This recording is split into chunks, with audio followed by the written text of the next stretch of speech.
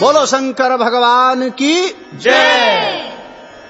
प्रिय भक्तजनों, भगवान शंकर भोले भूत भावन, अपने भक्तों की समस्त कामनाओं को पूर्ण करने वाले, परम सहृदय और सदा भक्तों के लिए कष्ट सहने में तत्पर रहते हैं। बंधुओं, भगवान शिव अकारण ही कृपा करने वाले एवं अवघड़दानी हैं। भगवान विश्वनाथ के विषय में कहा गया है कि इच्छित फल बिन शिव अवराधे, लहाहि न कोट जग जप साधे।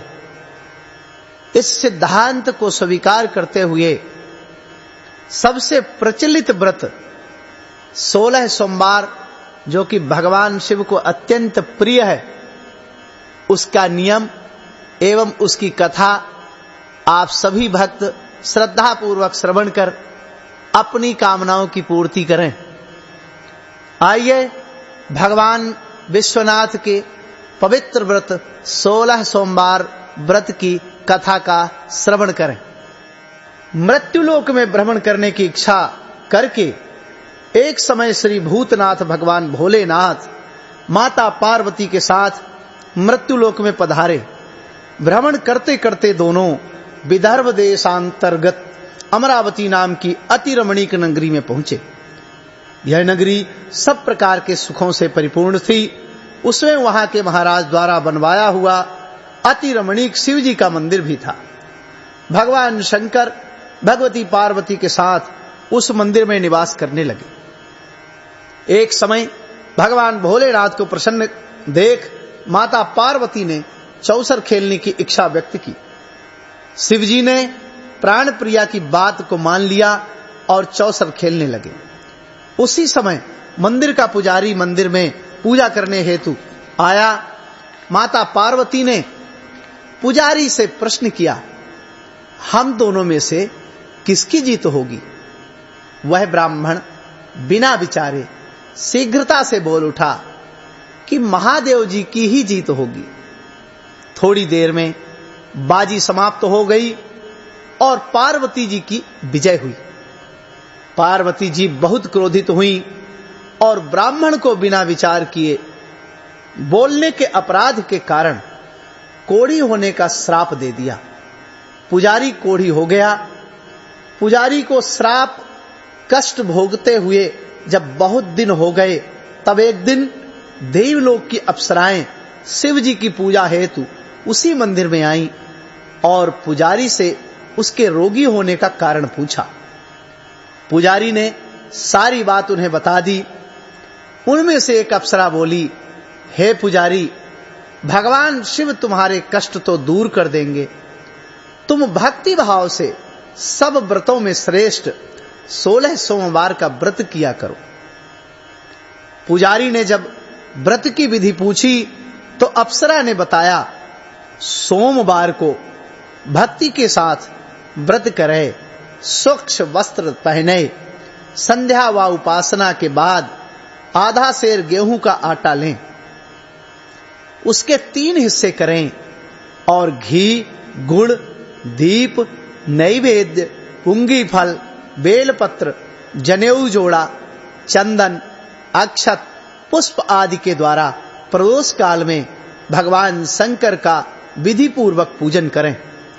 तत्पश्चात 3 हिस्सों में से एक शिव जी को अर्पण करें, बाकी 2 को शिव जी का प्रसाद समझकर उपस्थित जनों में बांट दें और आप भी प्रसाद पाएं।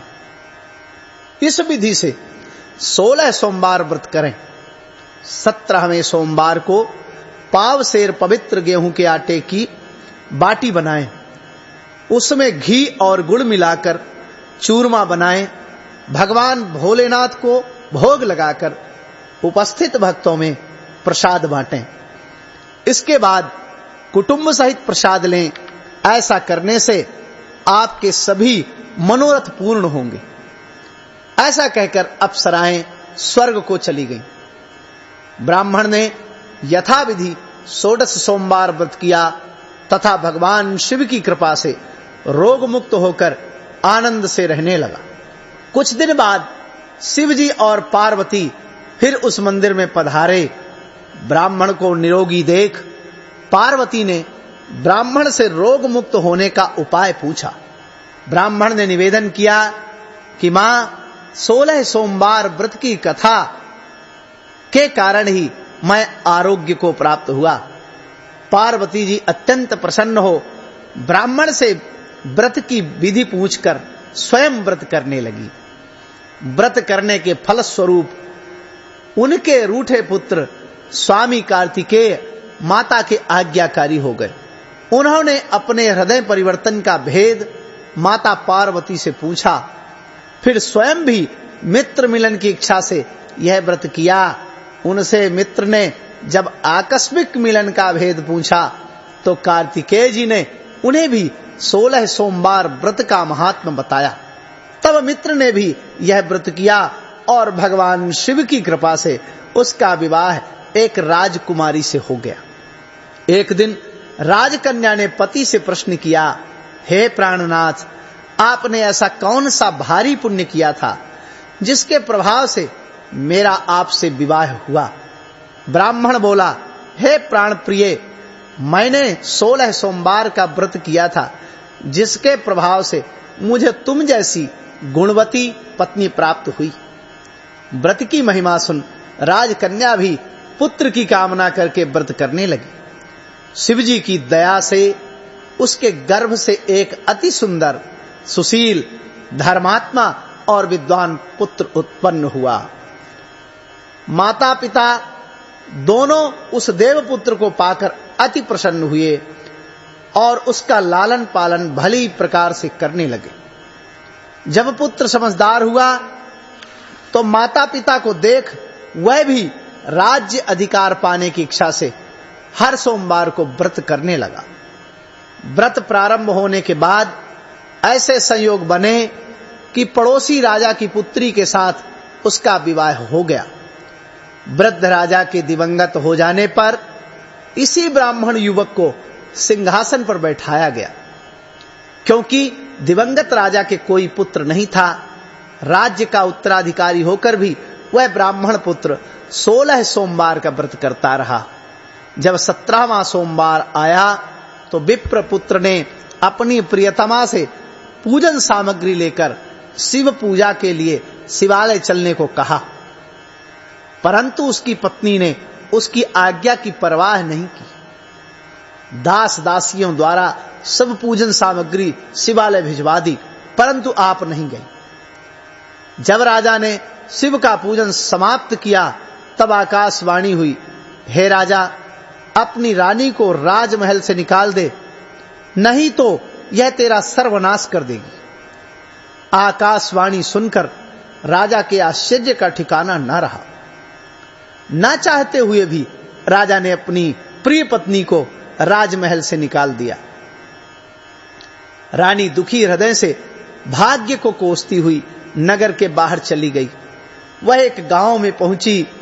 वहां एक बुढ़िया सूत काट कर बेचने जाती थी।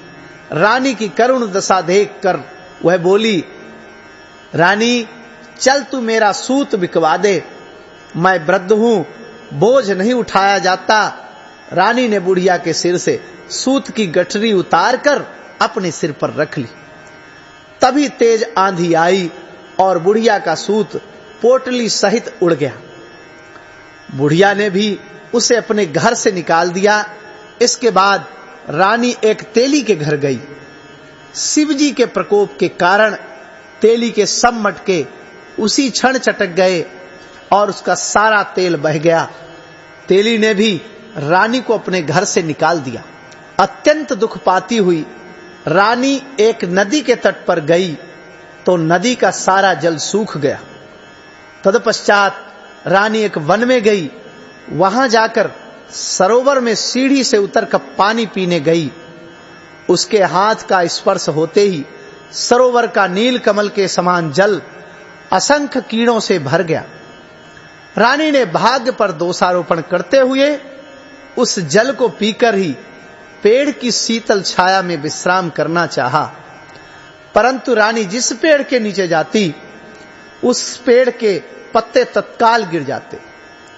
वन सरोवर जल की ऐसी दशा देख गऊ चराते हुए ग्वालों ने अपने गोसाई जी से, जो उस जंगल में स्थिर मंदिर के पुजारी थे, यह बात बताई।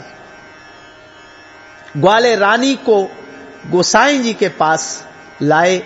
रानी के मुख की कांति और शरीर की शोभा देख गोसाई जी जान गए कि यह अवश्य ही कोई विधि की गति की मारी कुलीन स्त्री है। पुजारी ने रानी से पूछा, हे पुत्री, तुम्हारे ऊपर कौन से देवता का कोप है जिससे तुम्हारी ऐसी दशा है? पुजारी की बात सुन रानी ने शिवजी महाराज के पूजन का बहिष्कार करने की बात बताई।